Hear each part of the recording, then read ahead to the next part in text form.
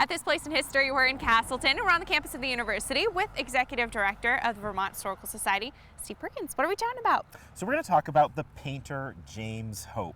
Pretty famous now in Vermont, not so much in his lifetime, but beautiful, beautiful artwork. And what's his connection to where we're standing right now? So he lived right behind us. Okay. So the sign is behind us, and you see that nice little Gothic Revival white building, which is now Beautiful. Campus Security Building. That was his home and studio. So he wasn't from Vermont originally. He was Scotch. He was born in Scotland. Ultimately, his father took him, and they moved to Canada. They immigrated to Canada, but then his dad died in a cholera epidemic, and you had this young kid, 15 years old. He walked from the Maritimes of Canada all the way down to Vermont to apprentice as a wheelwright.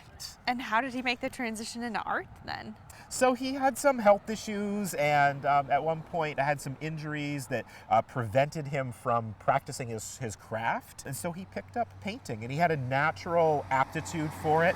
He took a few lessons, but he never really attended any academies. But he was so good, he decided to hang his proverbial shingle outside and start painting portraits, though he really liked to do landscapes. And that's how he ended up here in Castleton. He taught art classes here, in addition to doing portrait painting, and ultimately built this house, which was both a studio and his home. Now, when we were talking beforehand, you mentioned some sort of school of thought in the artist community that he adhered to. What is that? Yeah, so it's called the Hudson River School. Okay. And kind of mid-19th century, we know it as, Alfred Bierstadt and Asher B. Durand did these great images, usually of the Adirondacks in that Hudson River area, hence the Hudson River Valley School, but they did paint all over. The idea was to show this American landscape and kind of a rough and ready landscape. It was beautiful, but also untouched somewhat by man. And you see a lot of that in his later work.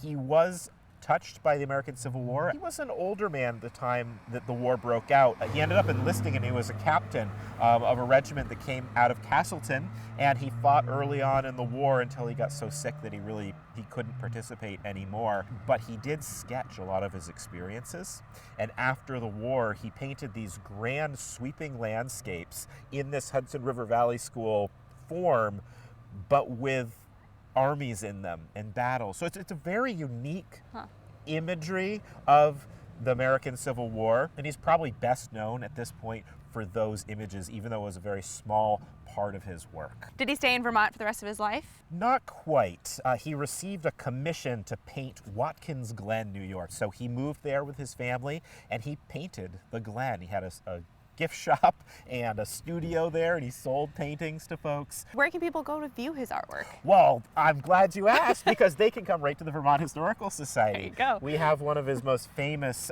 Civil War paintings in the museum in Montpelier. You can see paintings of his at the Shelburne Museum. You can see some paintings right here at Castleton University. And if you are traveling down to Antietam Battlefield, he painted an amazing mural of the Antietam battle, which he participated in, and that's on view at the Visitor Center on that battlefield. At this place in history.